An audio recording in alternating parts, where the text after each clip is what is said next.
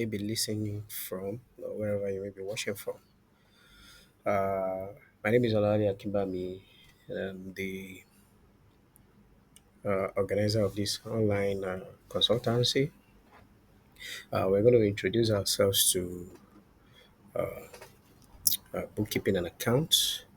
As you must have noticed in my previous videos, that accounting is the language of business, and it is the systematic way of recording, classifying, and summarizing financial transactions.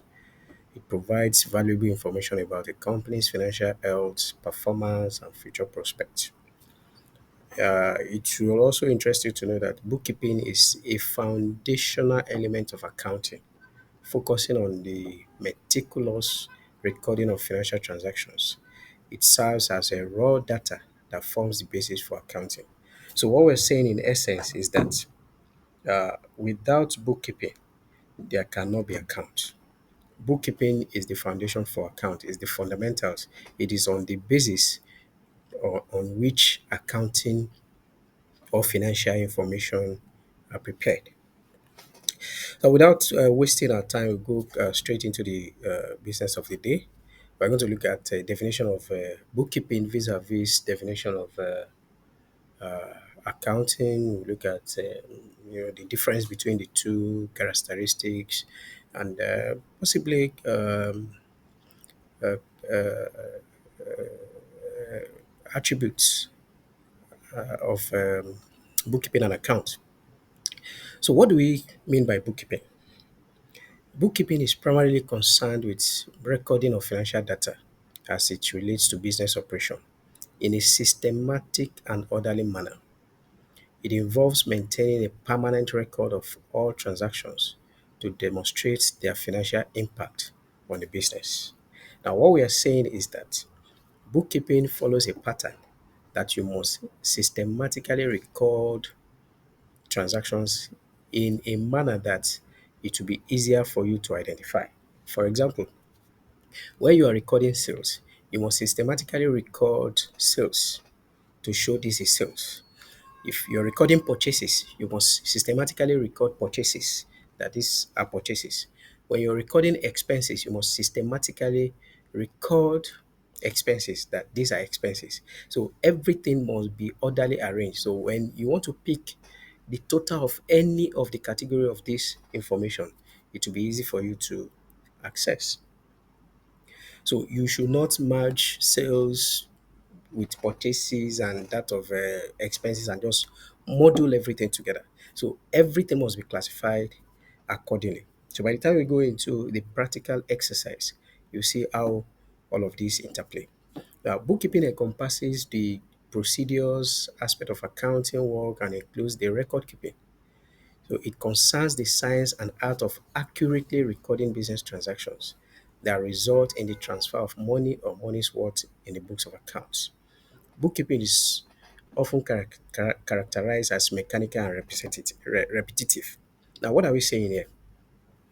Now, bookkeeping only takes care of anything that has monetary value, anything you can attach financial value to. Though, as a matter of fact, when we get to advanced accounting, we have started recording things that are not financial in nature in our book of accounts. But that is not for this level. But for the purpose of this class, the what we are considering are those things that you can attach monetary value to. That is what accounting takes care of. So anything that doesn't have monetary value that you cannot attach to that this is the what, so it's not relevant to our record. Sometimes bookkeeping activities are termed repetitive and mechanical because they are things that people do on a routine basis. For example, when you walk into a supermarket and you see an invoicing clerk that is, some when you buy things, the person will issue you invoice and collect your cash and do the entries and you know give you your receipt and you walk away. If you notice, every time you go into that place, you see those set of people performing the same function every time. So their job is repetitive. What they are doing at that point is what we term as bookkeeping. So they are systematically arranging their information. At the end of the day, if you ask any of the cashier or any of those ladies that you see at the front desk, they can actually print out all their records for you in a systematical and orderly manner. So the people that are really doing the accounting work, you are not seeing them; they are behind the scene. So that is just a typical example of you know, uh, bookkeeping. Now, there are three major facts that we can bring out of this definition. One, bookkeeping has to do with a systematic recording. You must ensure that your record are structured and organized in such a way that it will be meaningful to whoever that want to use it. So it must have financial impact. So bookkeeping only has to do with things that has monetary worth. So then procedural focus. So you must follow on the focus. I mean, you must focus on the procedures. So bookkeeping emphasizes process and method of recording. Now, let me give you a typical example. The If you enter a supermarket, the first thing you do is that you go into the supermarket. If you can visibly see whatever you want to buy, you go and pick whatever you want to buy, and you come to a cashier. The cashier inputs whatever you have picked into a system, calculate it, and tell you your bill. Then once you make payment and receipt is given to you, as you're going out, you meet somebody at the door that will ask for your receipt, and they collect your receipt, and they, you know, check it, return your copy back to you, or just, maybe tear it, or some will perforate it and return it back to you. Now, all of these processes that you see, they are control mechanisms, they are orderly processes that are put in place to ensure that the books are properly kept. So those procedures, the procedure must be there. It must be a procedural focus. In some instances, especially business organizations that are dealing with sales of merchandise, if you walk into their office, you might likely first go to maybe make inquiries. After you have made your inquiries, you go and meet somebody that will make invoice to you. After you collect the invoice, then you may go to another person who is a cashier that will collect the cash from you, record it, and give you receipt. So these are procedures that must be followed, that must put in place. We call it control. But as time goes by, you begin to understand some of these things. So bookkeeping is a procedural focus. So these are systems put in place to ensure that the right data are collected for a subsequent preparation of accounting at the end of a particular period. And accounting, on the other hand, can be defined as the art of recording, classifying, and summarizing financial transactions and events in a meaningful way expressed in a monetary term. Just like I said, whatever we are recording, it is it must have a monetary value. But it's just that this time around, now when we're talking about accounting, it is more of a classification and giving a summary of financial transactions and events in a meaningful way expressed in monetary terms. For example, after the invoicing clerks and all these people that are doing data entry have collected information, now if you want to report to a manager at the end of the day or at the end of the week or at the end of the month, you cannot just carry all the receipt and put on the chest of your manager. So there is somebody who is now going to get this information together, now do proper classification, summarize all of them, and say, okay, on a particular day or this week, we made sales of this amount. At the end of this month, we made sales of this amount. At the end of this week, we make purchases of this month. At the end of that week, we make sales of this month. So is classifying like terms now and making summary of those financial transactions in a way that will be meaningful to the manager. So because as a manager, I'm not interested in all the you can imagine in a supermarket, you can imagine the number of people that are working every day. Now, I may not be interested in the number of people that are working, but what I'm interested in, how much sales did we make? So you now begin to build on the information that have been provided by the bookkeeper, then you now do further expression on them to make it meaningful to the management. So it involves interpreting the result of these transactions for the benefit of user who require this information. So this definition highlights the key attribute of accounting. It includes focus on financial data, the systematic approach, and its roles is providing insight into the financial health of the business. So, from the definition of this bookkeeping, we can actually look at these four attributes. We can look at recording is a systematic documentation of financial transactions. Classifying, you group similar transactions for analysis. Like terms are grouped together so that you can further analyze them. Then summary, presenting financial information in a concise and meaningful manner. Then, of course, interpretation. At the end of the day, it is not enough to just record, classify, and summarize. You must be able to give interpretation. All of this recording, classifying, summarizing that you are doing, what does it translate to? You must be able to interpret it to the management that, okay, these are the numbers. These are the meanings of the numbers. These are what these numbers are saying. These numbers are saying that we are owing this. Our liability is more than our assets. Our we need more capital to inject. We're short of working capital. So this further analysis come into play. So as time goes by, so we're going to see how all of these do. So every financial information that is presented, they are speaking a whole lot of things. So that is why we said accounting information is the language of a business.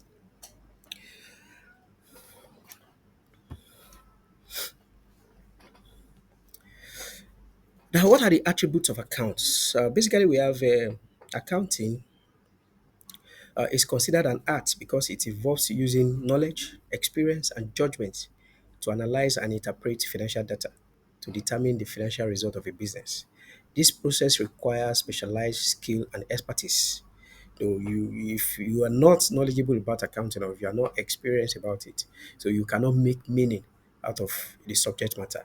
So it involves recording, classifying, and summarizing financial transactions and events. So recording refers to systematic documenting transactions in account books. Classifying involves grouping similar transactions together. So accounting focus on transactions and events that have financial character, like we have said earlier on. So meaning that they can be measured in monetary terms. And finally, accounting interprets the result of operation to assess the financial position of a business, its progresses, and its overall performance. So we can look at attribute of accounting under this is an art of interpretation. So it involves analyzing and interpreting financial data to understand the financial health of a business. It has to do with recording, classifying, and summarizing. So these are the core process involved in accounting: recording, classifying, and summarizing. Then, of course, financial character. That is, it must be measured in monetary terms. What are the major differences between bookkeeping and account? So we can actually differentiate between bookkeeping and accounts in this order. We can see we have two columns here. We have bookkeeping has to do with recording of transactions, and accounting has to do with summarizing of recorded transaction. After the bookkeeper has recorded the transactions, then accountant will go further to summarize the recorded transactions. So bookkeeping has to do with routine and clerical work, while accounting requires higher knowledge and analytical skill. As a matter of fact, you may not necessarily need to be an expert in accounting before you can do bookkeeping. So with little or no guide, you can put somebody in place and just with little training, the person is good to go. But to generate an accounting information, it requires knowledge, skill, and experience. So another difference between bookkeeping and accounting is that it forms the basis for accounting. So it's the foundation for accounting. Without bookkeeping, so accounting information cannot be generated. So accounting starts where bookkeeping ends. So followed basic accounting concepts. Then in accounting, we follow there are basic concepts that will follow. We're still going to look at those principles, concept, and convention. These are the guiding guidelines that we follow, in accounting. In some climb, they call it generally accepted accounting principles.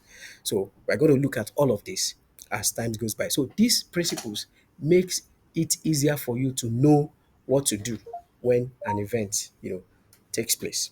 I didn't understand that. Then we have in accounting, it requires method and procedure, and it can vary from one organization to another. So we can also, we'll also see this how this play. how this plays out in the future. So financial statements not part of bookkeeping. Yes, financial statements are prepared in accounting. So you don't prepare financial statements. By financial statement, we mean income statements, statement of financial position, cash flow, and other added reports. But in bookkeeping, you don't do those reports. But in accounting, these reports must be prepared because those are the report that speaks volumes about a business venture. Financial position cannot be ascertained. Of course, you cannot know the financial position of a business by bookkeeping. So you only know that in accounting. So these are major differences between bookkeeping and account. Briefly, let's look at the stages of accounting. The first stage is that you must identify and record the transaction. Transaction must be identified. Somebody comes in, I want to buy so things. That is sales. You must identify that that is sales. A supplier comes in and supply you goods. So you must identify that transaction that this is purchases and you record it accordingly. Inventory are supplied to the store. A storekeeper must identify that these are goods that are coming into the organization. You must identify them and record them. Then classification and categorization, very important. You must group similar transactions for further analysis. Like terms must be grouped together. You must not module up activities. That is why in organization we will see that different departments are saddled with different responsibilities. These are deliberate attempts not to model up accounting information. You see that the sales department is there. You see that we have the receivable department, we have the payables department, you have the people that are in charge of treasury, you have people that are in charge of expenses. So these are deliberate classification and categorization that makes easier for grouping. And we have summarization and preparation of financial statement. So you must be able to present financial information in form of a statement to the stakeholders or to the users of the financial information. What are the functions of accounting? Number one, it keeps systematic. It keeps records systematically. So records can be maintained and organized in an orderly manner. Then we have protected and controlling business properties. One of the major functions of accounting of an accountant is to protect and safeguard the assets of any organization. It's a major function, security and proper management of the asset of an organization. Then another function of accounting is that ascertaining of operational loss, um, profit or loss. The sole aim of establishing a business or forming a business is to make profit. At the end of the day, an accounting information must be able to show if a business is making profit or loss. Then, of course, ascertainment of financial position.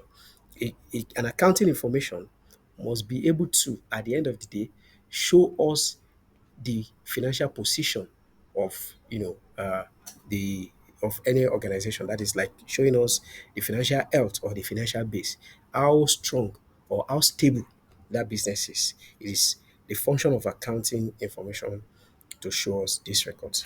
And what are the advantages of accounting? Number one, maintenance of book record. It provides systematic and organized record of financial transactions. Number two, preparation of financial statement. It enables us to create financial report for analysis and decision making.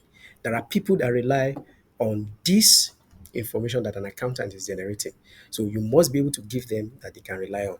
Then comparison of results. So you must be able to analyze accounting reports and compare it with period to period. For example, we are in October, you should be able to, look at what you are doing in October, or let's say what you have done in September this year, and compare it with what you did in last year September to see whether there is an improvement or not. And if there is not an improvement, the record will indicate and help you, to dig deep to know what could be the causes of not, matching what you have done last year.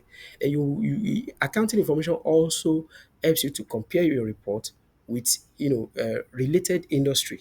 You can compare your report with a similar industry to know why are you not doing as much as those people, or whether to also indicate that you are doing better than them.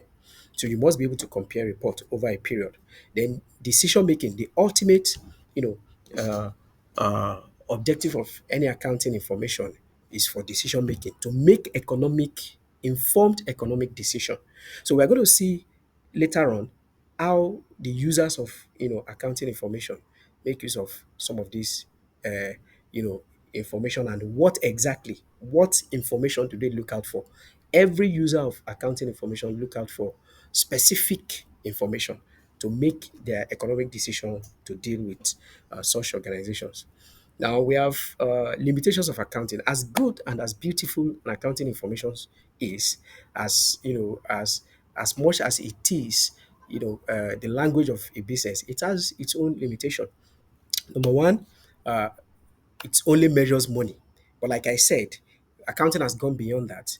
So we have what we call environmental accounting that measures the environmental impact of organizations in an environment. So we have accounting that has gone beyond monetary measurement. But that is by the way, for the purpose of this class, let us just focus, or for the purpose of theory, especially for students that may stumble on this lecture. Accounting only focus on money. Then estimates and inaccuracies. There can be assumptions. There can be personal judgments. Relies on estimates that can be unrealistic sometimes. For example, when you are doing a forecast, so you cannot do forecast with accuracy. If you want to use last year to project into this year, or you want to use this year information to project into next year, you cannot really measure them with accuracy. So it comes with a lot of assumption and the rest. Then there is a potential for bias. Accounting may apply different methods of interpretation. So we have different methods that can be adopted by different companies. There are some information. There are some things that we'll be doing in the future that may require a company may differ from one company to another, may adopt different methods, which are permissible method in use for those area, especially for example in depreciation of assets. Fixed asset valuation: assets are recorded at original cost, which may not reflect the current value. This Okay, for the purpose of this elementary level, let us take it this way. But this has been addressed by advanced regulation, IAS and IFRS, that guides our conduct. So accounting is a highly regulated profession that you cannot just come up with your own way of doing things. So manipulation of information, profit can be actually inflated or deflated depending on whatever you want to use it for. Accountant can prepare different record for different purpose. You can prepare an account for a tax purpose. You prepare another one for purpose of encouraging investors to invest in your business. You can do another one for purpose of bank loan and the rest. So, and lastly, we have fluctuating value of money. So we have an aspect of accounting that's has also taken care of inflation and the rest. But for the purpose of this class, we can say that price level changes can affect accuracy of financial result. But this has been taken care of by further legislations and further pronouncement as far as the profession is concerned.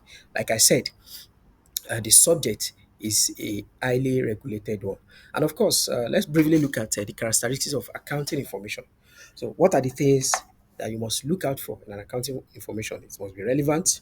It must be relevant for the purpose that you want to use it for. It must be reliable. It must be something that you must be able to bank on. You must be able to compare it, comparability with other report. There must be other characteristics are completeness, neutrality. You must be objective in the preparation of your your financial statement to the extent possible. Understandability. People must understand what you are trying to put out.